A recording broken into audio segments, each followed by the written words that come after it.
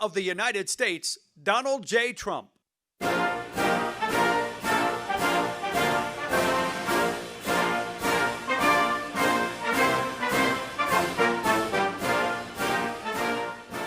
Thank you very much, everybody. Thank you. And good afternoon. My administration has been working around the clock in good faith to reach an agreement with Democrats on additional China virus relief. Already, my administration has enacted over $3 trillion in historic relief, saving many tens of millions of dollars in jobs. And you see how fast the economy is coming back. It does look like it's going to be a very sharp V. We have a tremendous enthusiasm, tremendous spirit, and tremendous job growth. We set a record on number of jobs in the last 3 months. It's the most jobs ever created in a 3-month period, during a 3-month period. That's great. Before we begin, I've just signed 2 bills that are great for our vets. Our vets are very special. We passed Choice, as you know, Veterans Choice, and Veterans Accountability. And they've been trying to get that passed for decades and decades and decades, and no president's ever been able to do it, and we got it done, so veterans have choice, and now you have accountability that if you don't love your vets, if you're in the VA and you don't love the vets or take care of the vets, you can actually get fired if you don't do your job. We want people that love our vets. The first expands the eligibility for vets with blindness in both eyes. So we have an expansion of benefits, an expansion of various elements of being and working with the VA for vets with blindness and, in particular, blindness in both eyes. And we have a lot of problems with blindness in the VA, and we're doing something about it. They've been talking about this for many years. So that is expanding eligibility for vets with blindness in both eyes, okay? Second is requires the VA to establish a treatment court program for vets who need treatment rather than punishment for certain nonviolent crimes. And you know what that all means, and it's really something that they've been trying to get done for a long time. The second requires the VA to establish a treatment court. So this is a treatment court program for vets who need treatment rather than punishment for certain nonviolent crimes, okay? I think it's self-explanatory. We've wanted this for a long time. They've been trying to get it for a long time, and now we have it. And I want to thank everybody for helping us get that done. We had a lot of support from a lot of great people, including people in the VA. In the current negotiations, we have repeatedly stated our willingness to immediately sign legislation providing expanded unemployment benefits, protecting Americans from eviction, and providing additional relief payments to families. Democrats have refused these offers. They want to negotiate. What they really want is bailout money for states that are run by Democrat governors and mayors and that have been run very badly for many, many years and many decades, in fact. You know the states. Everybody knows who we're talking about and what we're talking about. I don't think we have to go over it. But what the Democrats primarily want is bailout money. It has nothing to do with the China virus. It has nothing to do with anything that we've been talking about over the last period of time. They want to bail out states that have been badly managed by Democrats, badly run by Democrats for many years, and in fact, in all cases, many decades. And we're not willing to do that. Nancy Pelosi and Chuck Schumer have chosen to hold this vital assistance hostage on behalf of very extreme partisan demands, and the radical left Democrats said we just can't do that. So hopefully we can do something with them at a later date, but we're going to be signing some bills in a little while that are going to be very important and will take care of pretty much this entire situation as we know it and as you have been covering it, and in some cases actually covering it accurately. Many of the far-left policies they're pushing have nothing to do, again, with what we have been working on so hard, namely the corona. You can call it so many different names. What a horrible thing China released upon the world. 1/3 of their bill, the HEROES Act, is spending completely unrelated money to the virus. Here are just a few of the policies in their extreme left bill. And again, this is a bill supported by Biden, and Biden is totally controlled now by the Bernie Sanders left wing of the party, and in fact, he's gone further left than Bernie Sanders ever dreamt of going. So obviously, other than Bernie have brought him left. If you look at the manifesto that they've agreed to, it's far further left than I've ever heard anything about Bernie Sanders. The massive taxpayer bailout of badly run blue states we talked about. That's one of the things they're looking to do. Measures designed to increase voter fraud. Banning voter ID. They want to ban voter ID. We should have voter ID in every state. Every state should have voter ID. You have ID on everything you do practically. Everybody has voter ID. Everybody has ID except for voters. When you vote, you don't want ID. They don't want it. We have some states with it. It works out great. And if you want to stop fraud in elections, have voter ID. They want measures designed to increase voter fraud, which is banning voter ID in all states and banning requirements for signature verification in federal elections. Now, why would they want, in this bill, which really has nothing to do with what we're talking about, stimulus, something banning voter ID in every single state? They want to ban it, including states where we already have it, because we have some states where we have it, Indiana and others that do very well. Why would they want to ban voter ID in all states? And why would they want to ban requirements for signature verification in federal election? Who would want a bill banning signature verification? What's that all about? You know what it's about? Fraud. That's what they want, fraud.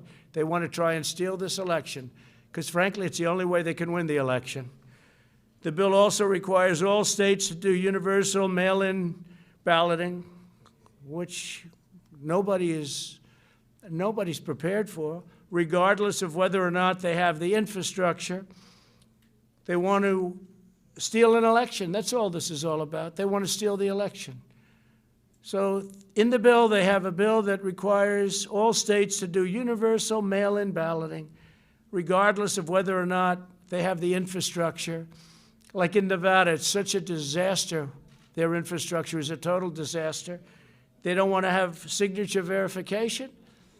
They don't want to have any of the safeguards that you need. And they don't want to have safeguards that are so common and so basic, and even other states that we disagree with have. This Nevada thing is a mess, but we'll see how the courts determine what the courts determine. But they certainly don't have the infrastructure in Nevada. So we'll see how it is. As you know, we brought suit last week, and we'll see how that all works out. I think we're going to win it. But basically what they're trying to do with all of these requirements, including no signature verification, they're trying to steal an election. And I was in Ohio, I was in Texas, I was in Florida over the last 4 or 5 days, and if you would see the crowds along the highways and the roadways, people have said they've never seen anything like it. And they haven't seen anything like it, and the press doesn't report it because they're fake news.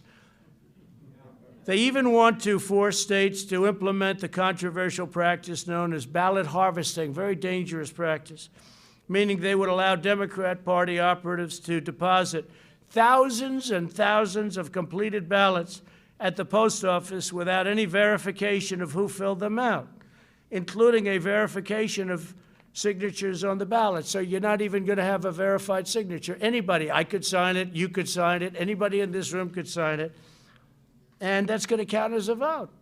How can you do a thing like this? So this is what they're asking for. This is what Nancy Pelosi and crying Chuck Schumer are asking for. Okay, it's ridiculous. It's horrible. It's a horrible thing. The Democrat bill includes stimulus checks for illegal aliens. So if you were able to get into our country illegally, and our border is, as you know, doing very well right now. We have a very strong border, and the wall is up to 276 miles. And we'll be completed with it around the end of the year. We're going to do some extra mileage in certain areas that people didn't realize were so bad.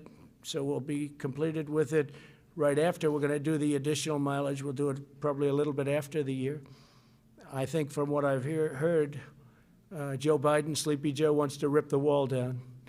He wants people to pour into our country. They want to have open borders. We don't want to have open borders. So the Democrat bill includes stimulus checks for illegal aliens. They require the mass release of illegal aliens from detention. They also compel the mass release of inmates, including serious felons. How do you like that one? And this is in the bill that we're talking about. What does this have to do with stimulus, the economy? What does this have to do with the coronavirus? Know the name? What does this have to do with this?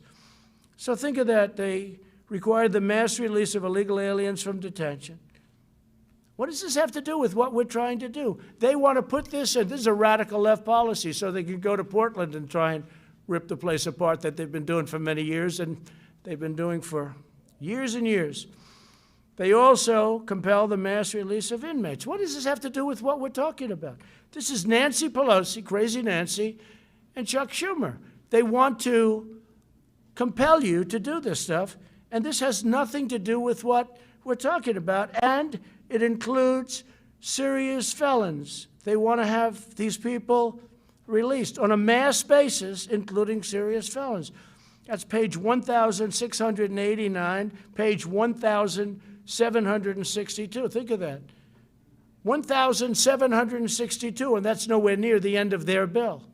They have things in there that nobody has even had the time to look at or read. These people, I honestly don't believe they love our country. You want to know the truth. In addition to demanding these extreme partisan provisions, Democrats are actively blocking the following measures: support for K-12 schools to help them safely open, additional funding for the Paycheck Protection Program to help millions of workers on the payroll. These are a great program, very successful, kept a lot of businesses open. That's why we're doing so well in reopening our country. Additional money for hospitals, testing, and vaccines.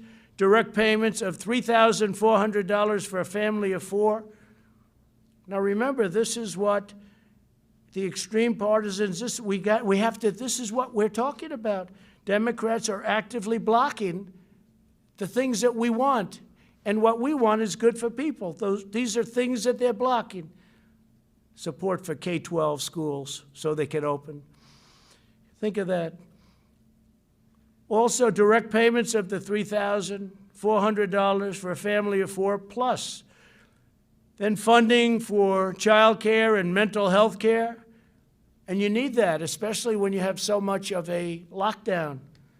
You need that. Mental health care. Funding for broadband, airports, and agriculture.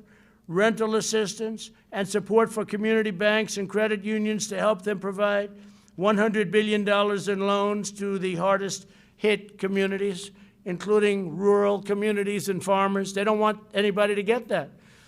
Democrats are obstructing all of it. Therefore, I'm taking executive action. We've had it.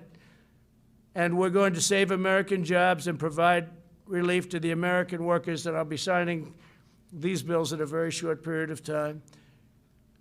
First one is I'm providing a payroll tax holiday to Americans earning less than $100,000 per year. In a few moments, I will sign a directive instructing the Treasury Department to allow employers to defer payment of the employee portion of certain payroll taxes from September 1st. And we're actually going to be making that. We just got the word. We're just getting some word from a lot of people. We didn't think we'd have to do this because we thought the Democrats would be reasonable, but they've been not only unreasonable, they've been ridiculous. So we're going to make that August 1st, most likely. It'll be August 1st. We'll let you know the exact date, but we're looking like August 1st. So it'll be August 1st through the end of 2020. This will mean bigger paychecks for working families as we race to produce a vaccine and eradicate the China virus once and for all. And we're doing very good with the numbers. You see it's going down in Arizona very, very substantially and rapidly, going down in California, going down in Texas, going down in Florida. Other areas are propping up a little bit, but we're watching them very closely. We understand the disease, and we're watching them very closely, especially our senior citizens and our senior citizens' residences. If I'm victorious on November 3rd, I plan to forgive these taxes and make permanent cuts to the payroll tax. I'm going to make them all permanent. Now, Joe Biden and the Democrats may not want that. They don't want that because they're adding $3 trillion in taxes. So they'll have the option of raising everybody's taxes and taking this away. But if I win, I may extend and terminate. In other words, I'll extend it beyond the end of the year and terminate the tax. And so we'll see what happens. Biden probably won't be doing that. You'll have to ask him. I don't think he knows what he's doing. Second, I'm signing an executive order directing the Department of Housing and Urban Development, HHS, and CDC to make sure renters and homeowners can stay in their homes. So I'm protecting people from eviction. Yet you've been hearing a lot about eviction, and the Democrats don't want to do anything having to do with protecting people from eviction. I said, let's do that separately. That could be a totally separate thing from passing along money so people can live. And they didn't even want to protect people from eviction, so they would get evicted. It's not their fault that this virus came into our country. It's China's fault, and came into the world. By the way, a lot of the people, a lot of the states that were doing the best are having some problems. A lot of the states that we weren't thinking were doing the best are doing very well.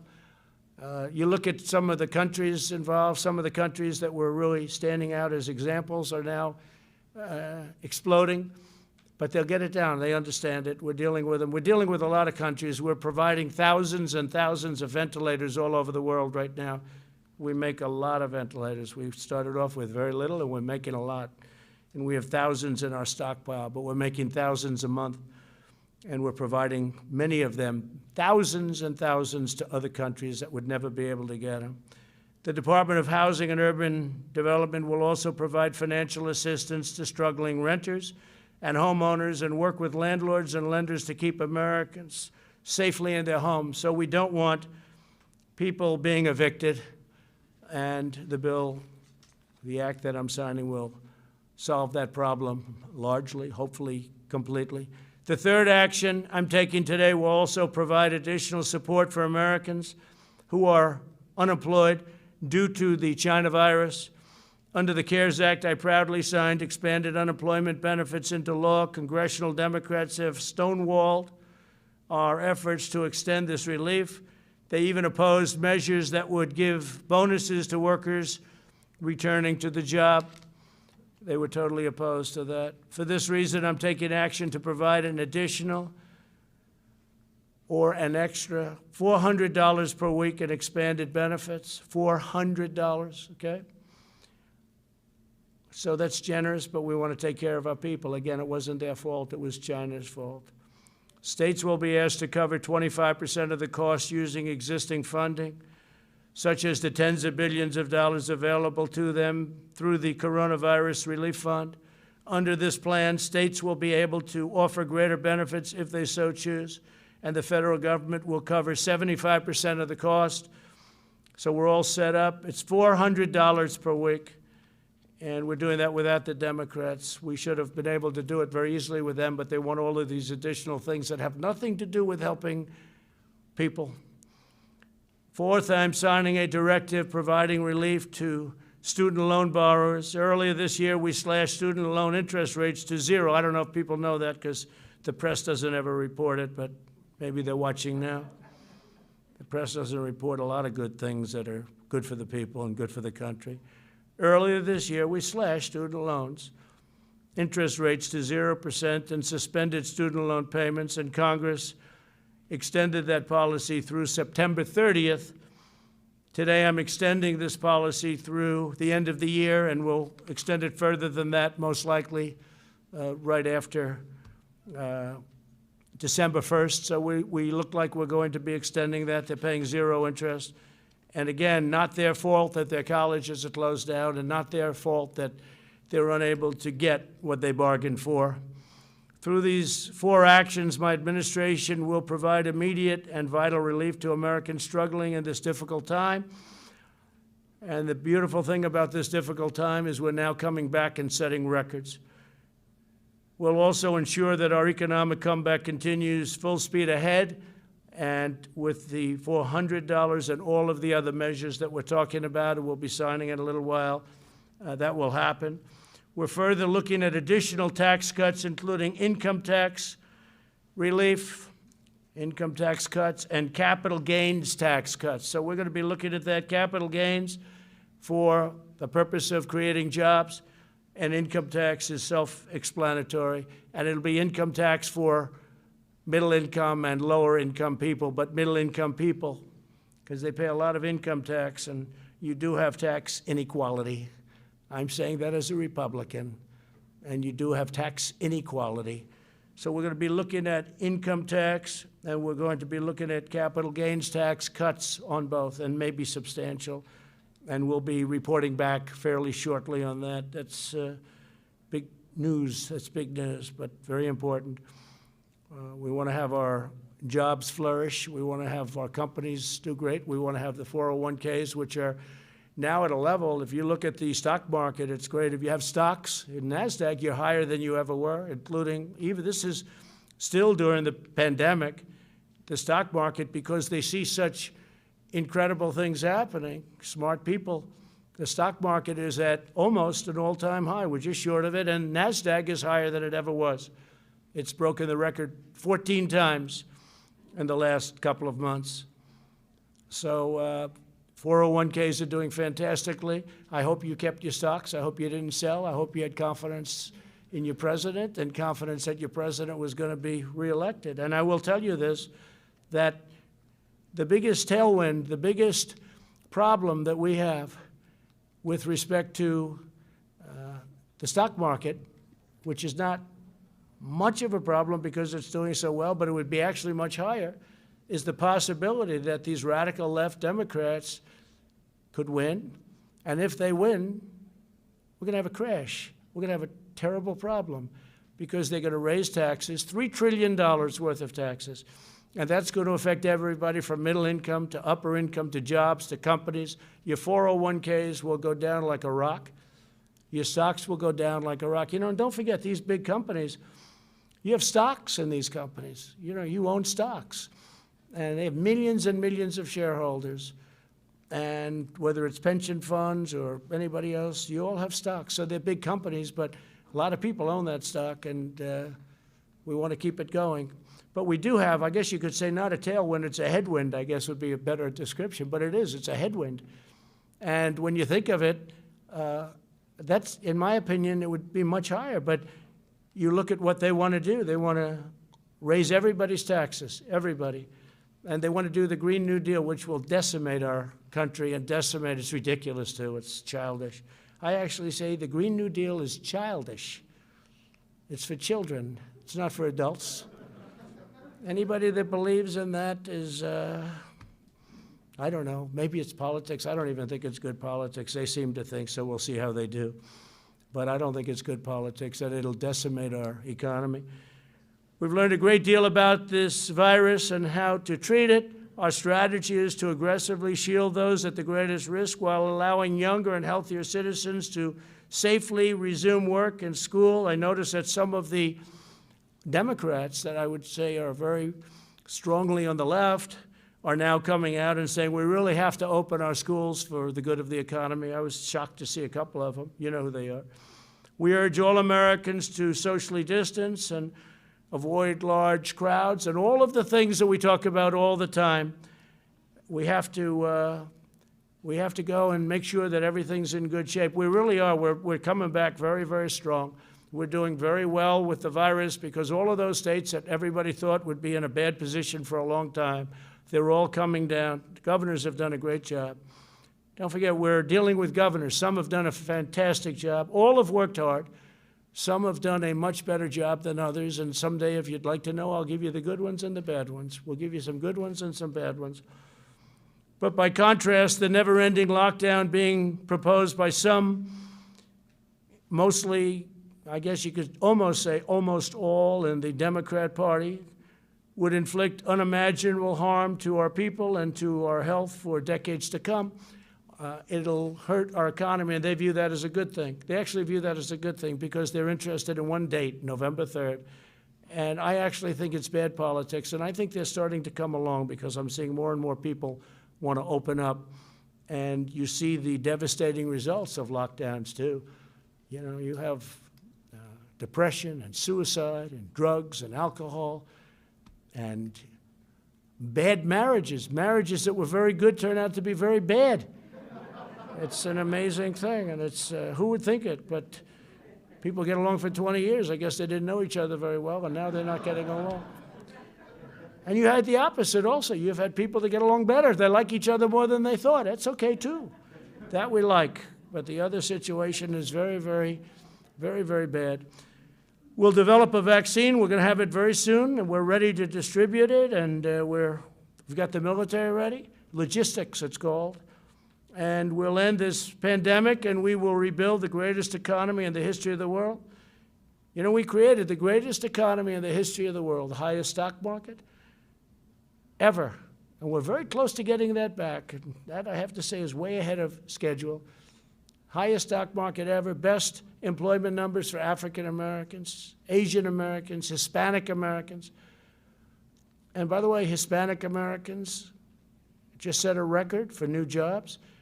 African Americans just set a record for new jobs just now, during the pandemic, the last month. And Asian Americans just set a record for new jobs. So we're very proud of what's happening, and I will now sign the executive action, and then if you want, we can ask a few questions. Okay, Kelly? Yeah, let me do this first, and then you can do some questions. Thank you very much.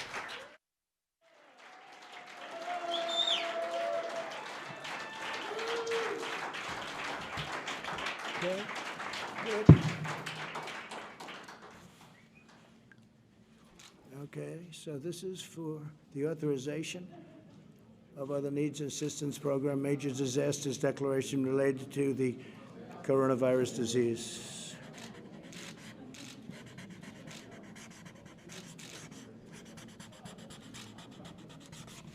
Okay, got it?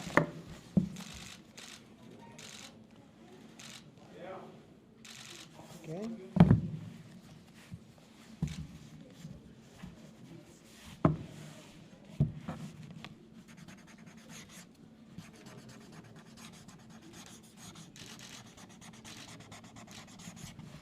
So this is authority invested in me.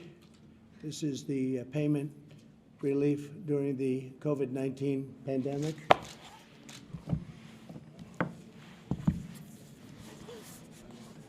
This is fighting the spread of the COVID-19 by providing assistance to renters and homeowners. We're doing assistance.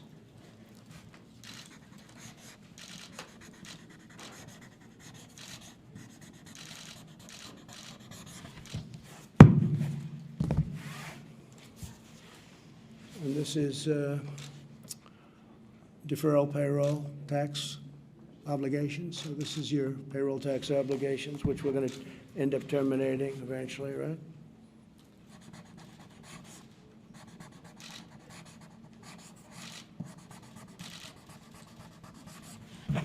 How many pictures can you take over there? I mean, you're taking hundreds of pictures? What are you doing? Okay. I will. So that's the story. Would anybody like a pen? Would anybody like a pen? I do. Would anybody? Why don't we hand these? We'll hand these out to you in the back. Okay, fine.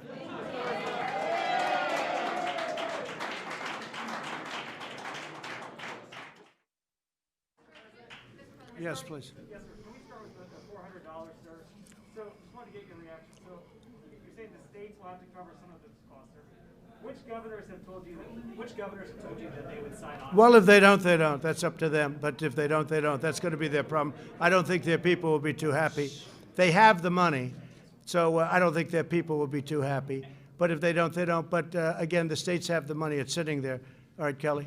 Sir, why did you decide on $400 when previously families were receiving $600? Yeah. That will be a hardship for many. What do you say to them? Well, no, it's not a hardship. This is the money that they need. This is the money they want, and this gives them a great incentive to go back to work. So this was much more than was originally agreed. The 600 was a number that was there, and as you know, there was difficulty with the 600 number because it really was a disincentive. Yeah, go ahead, please. Mr. President? Sir, the payroll tax cut was opposed by both parties on Capitol Hill. Can you give your rationale as to why you think that's so important, particularly since it doesn't help Americans? Okay. Don't have It helps people greatly. It helps our country get back. And anybody that would say anything different, I think, is very foolish. Everybody wanted it. By the way, the Democrats want it. The Republicans want it. They just couldn't get it. They just couldn't come to an agreement. But everybody wants it.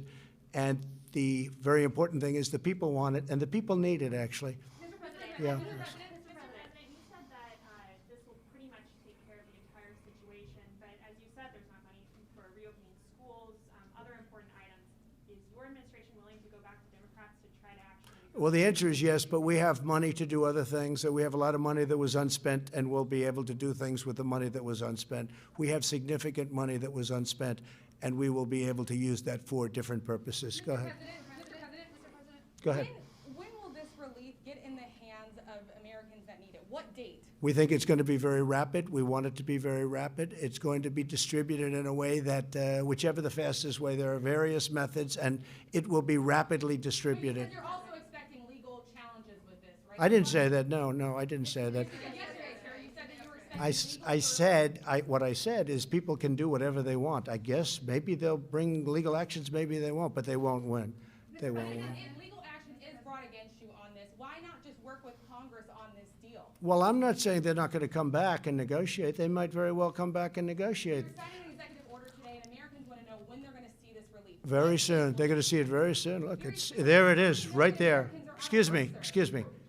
There it is, right there. Go ahead. Mr. President, though, this is expected to be tied up in the court, so this relief is either going to be delayed or blocked. Oh, I don't think so. I think this is going to go very rapidly through the courts. This will go very, if we get sued, maybe we won't get sued. If we get sued, it's somebody that doesn't want people to get money, okay? And that's not going to be a very popular thing. Go around Congress. Are you trying to set a new precedent that the president No, can go no. around Congress and decide how? You ever to hear the use word money? obstruction?